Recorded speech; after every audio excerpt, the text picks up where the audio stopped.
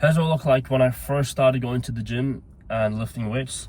And here is a pic of me just today after a workout session. I remember when I first started going gym, I would wear like singlets, or I wouldn't wear any shirts or anything. And I'll just pose in the mirror all the time, just like flexing all the time.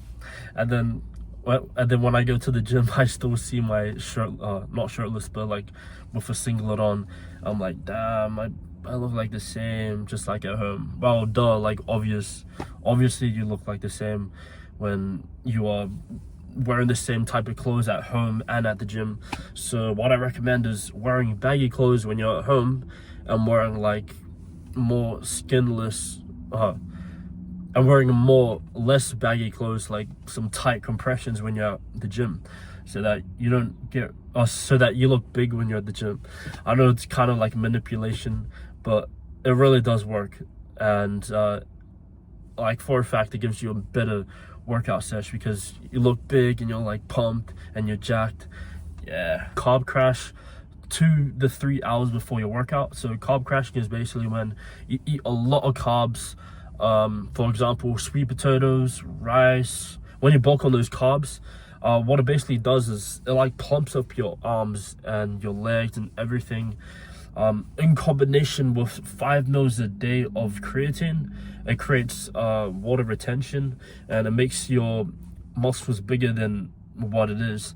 And so it makes you look big, and you'll have a much better pump along with that.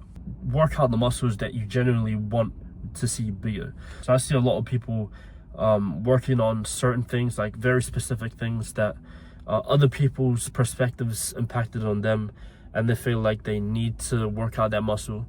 And when they do that, they still feel this like sensation of, I'm still small. But when you are genuine and authentic with yourself, and you say, like, with brutal honesty, what do I really want to see big? And I remember when I used to just train my shoulders, just train my legs, and I still felt small. And then when I started thinking about it, I said to myself, you know, actually, I really want to see my arms get big. And when I started doing that and just focusing on bicep curls, tricep push downs, and forearms and stuff, and seeing my arms grow, bro, that felt so good. And to be honest, that body dysmorphia, never heard of. And I felt much better on my progress, my aesthetic body journey. Final thing to get rid of this body dysmorphia is quite underrated. It's meditation. So meditation, a lot of people think that meditation is when you like do this monk thing and you just start meditating and you just think of nothing. It's just black, like when you close your eyes and you can't think of anything. But meditation is actually when you bring your focus back to the breath. So here's like a cycle, and let's say you close your eyes, start breathing. And as you're breathing, you are certainly going to think of a thought. And when you have acknowledged that you thought of this thought, then bring your focus back to the breath. And it's just this constant rotation of bringing your focus back to the breath over and over again, until you are so conscious of when you are thinking about something else that you bring yourself back to the breath, that you have so much focus and willpower over your own brain. And eventually, when you head to the gym, you're going to be more conscious of what you're thinking.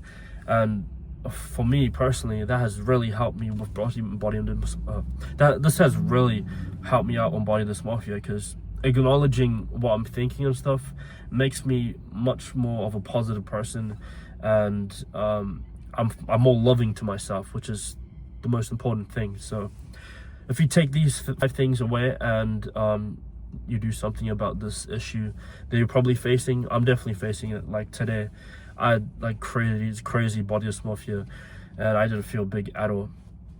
But in saying that, I'll see you in the next video. Peace.